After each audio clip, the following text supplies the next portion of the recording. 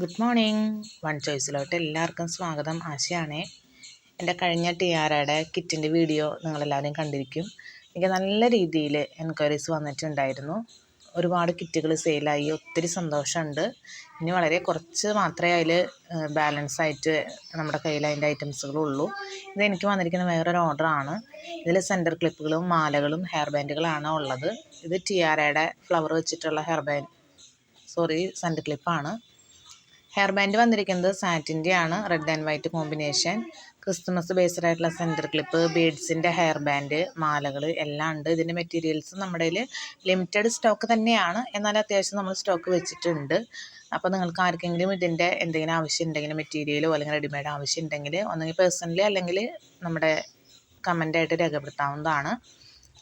പിന്നെ ആർക്കെങ്കിലും നമ്മുടെ ഫ്രണ്ട്സുകൾക്കൊക്കെ ഇതിങ്ങനെ സ്റ്റാർട്ട് ചെയ്യണമെന്ന ആഗ്രഹം ഉണ്ടെങ്കിൽ നമ്മുടെ ഈ ചാനൽ ഒന്ന് ഷെയർ ചെയ്ത് കൊടുക്കുക. നമ്മുടെ നമ്പർ ഒന്ന് ഷെയർ ചെയ്യുക. കുറേ പേര് കോൺടാക്റ്റ് ചെയ്യുന്നുണ്ട്, ഞങ്ങൾക്ക് സ്റ്റാർട്ട് ചെയ്യണം ആഗ്രഹമുണ്ട് എന്നൊക്കെ പറഞ്ഞിട്ട്.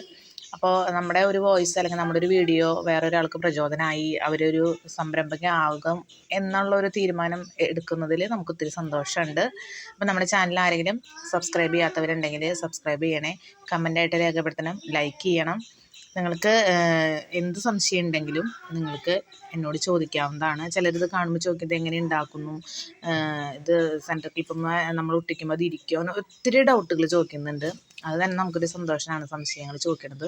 ഇതിപ്പോൾ അതേ ട്രെൻഡിങ്ങിൽ നിൽക്കുന്ന ഐറ്റമാണ്. ഇത് സ്റ്റിക്കറാണ്. നമ്മൾ ഈ നെയിം സ്ലിപ്പൊക്കെ ഒട്ടിക്കുന്നത് പോലെ നമുക്ക് ഒട്ടിക്കാവുന്നതാണ്. ആർക്ക് വേണമെങ്കിലും നമുക്കിത് ചെയ്യാം, ഏത് ചെറിയ കുട്ടിക്കും. ഇത് നമ്മുടെ വളരെ ബ്യൂട്ടിഫുള്ളായിട്ട് ഉള്ള ഡോട്ട് ബീഡാണ്. അപ്പോൾ ആവശ്യക്കാർ കമൻറ്റ് ചെയ്യണേ. Thank you.